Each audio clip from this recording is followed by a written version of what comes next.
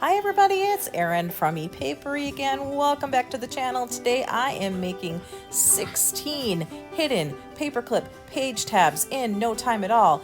4 for each of the journal themes that I'm working on for my mass making effort in May, all to raise money for St. Jude's Children's Research Hospital. If you are interested in that fundraising effort, I have got all the links you need in the description below.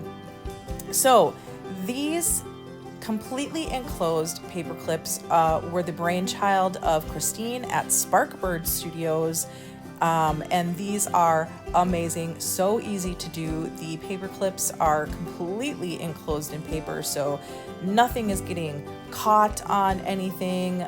You're not gluing separate pieces of paper together. It's amazing. They're easy to do and they're so quick. So for the full tutorial, check out Christine's channel, Sparkbird Studios. I will link that below in the description as well. Christine also has some printables available in her shop that have the measurements already on them for these, and also, like, you know, come with decoration pictures and stuff. I wanted to do mine plain, so I just used the measurements that she came up with for the large size paper clips, which means that you make a score at 4.5 inches from the right side of the paper. I just flipped my paper around and did it from, 4.5 inches from the left and then flipped it back around, you know what I'm saying?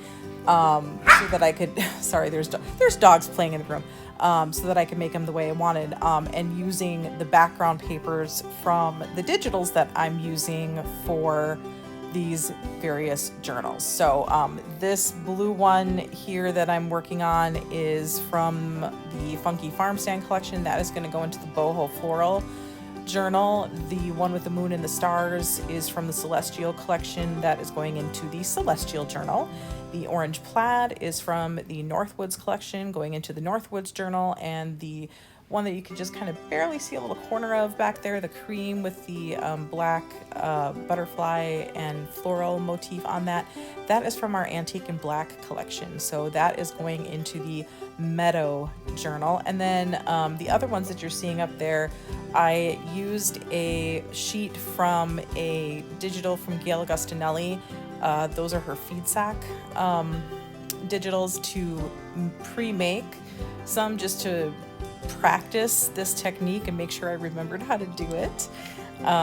So those are the ones that you're seeing up at the top of the screen. But anyway, so the this is going by so fast I can't even really tell you how to do this, so that's why I'm going to refer you to the full tutorial.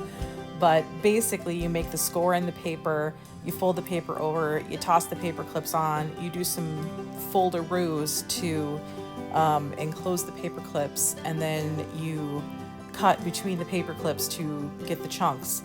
You remove the paper clips, you do your rounding the corners and the inking, put the paper clips back on, and then you glue it all up together, and bing bang boom, you got yourself a whole ton of hidden paper clips. So like I said, this went by very, very quickly. I'm trying to remember how long this particular one was, but I mean, I'm pretty sure this was less than an hour, and I had 16 of the themed ones made, plus those 5 that I had. Now, I didn't decorate any of these in this video. I decided to not decorate them at this point in time because I wanted to save them for when I had like a spot in mind in the journal, and so that I would know if they were going, if they were going to be viewed vertically or horizontally. And then if I didn't use them all in the journal, I could just put the bases, in my stash and be able to use them in a different journal, so that maybe they'd be decorated in a different way, or, what have you. So that's kind of why I decided, let's just mass make the bases right now and leave the decorating for later. So, maybe I cheated a little bit, but I still think this qualifies. I still got a lot of them done, and I was really, really happy with the results. These are great. The way that I folded these, it leaves a little bit of a tabby at the end so that it will have some paper showing as a page tab. if you were to use it at the edge of a page or at the top of a page. But there is a way that you can modify this technique to create it so that it's flush with the top of the paperclip. And both of those techniques are covered in Christine's videos. So definitely go out to her channel to check that out. But if you'd like to see me do a full-length tutorial on these, just let me know in the comments and I would be happy to do one myself. This is definitely my new preferred way of doing paper clips. I do not plan on going back to the other way that I was doing them. So just FYI, I'm super in love with this technique. So thank you, Christine, if you happen to see this video, for your awesome brain blast there, because I'm enjoying this. They're quick and easy to make. They're, I think, more finished off, more professional looking than what I was doing before. So and I think that this is what we will switch to for our shop embellishments as well, if there's a hidden paperclip embellishment that we're using. So anyway, I feel like I'm talking really fast. I'm talking really fast because I see this video going really fast in front of me, so I feel like I need to keep up maybe. So how's everybody doing this week? I hope everybody's good. I've had a busy week. I'm falling behind already on my videos. I've got all of the videos for week 1 shot. It's just editing that seems to be taking a while for me to get to. So that's kind of slowing me down a little bit. So getting back into the studio over the weekend, hoping to get the next 4 video shot for week 2. So that's what I'll be working on. We had Evie's birthday, but this weekend is when she actually gets to celebrate it with Matt and I. So tomorrow we are meeting up with family and some friends for brunch in the morning, and then going thrift shopping, and then we are going to hit up some retro arcades. So that's what we like to do. We're all kind of arcade video game enthusiasts, specifically pinball. For the most part, we love pinball. So we're planning on, there's one in particular that we kind of frequent, but there's a couple of others that we want to check out. There's a new pinball game that was released, a Foo Fighters pinball game, and it is here in Madison at one particular arcade. So we're gonna stop out there and check that out, and we're excited for that. So it should be a fun day. In Dog World, we have 2 dogs with us right now. We have Seneca, who is a regular with us. She is a Shih Tzu. She's just over a year old. She's one of our favorites. When the first time I had her here, she was like this whirling dervish of craziness. She was still so much puppy. And since then she's really, she's still very active and very playful and wonderful, but she's mellowed out quite a bit as well. So she's a lot of fun to play with. And then I have Louie, who is a Boston Terrier, and he is just over a year old. So they're about the same age, and they have been playing so good together. And Lou is just so cool. Just a really good, just a good dog. He's very good, and he's so cute.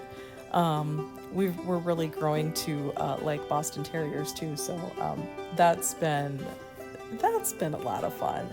So it should be a fun weekend. We have them both for the whole weekend. So yeah, and the weather's nice. It was in the 70s today and sunshiny and just wonderful fresh air. The grass is all green now. The trees are budding out. There's tulips in bloom all over the place. So spring is definitely here in South Central Wisconsin, which is so nice.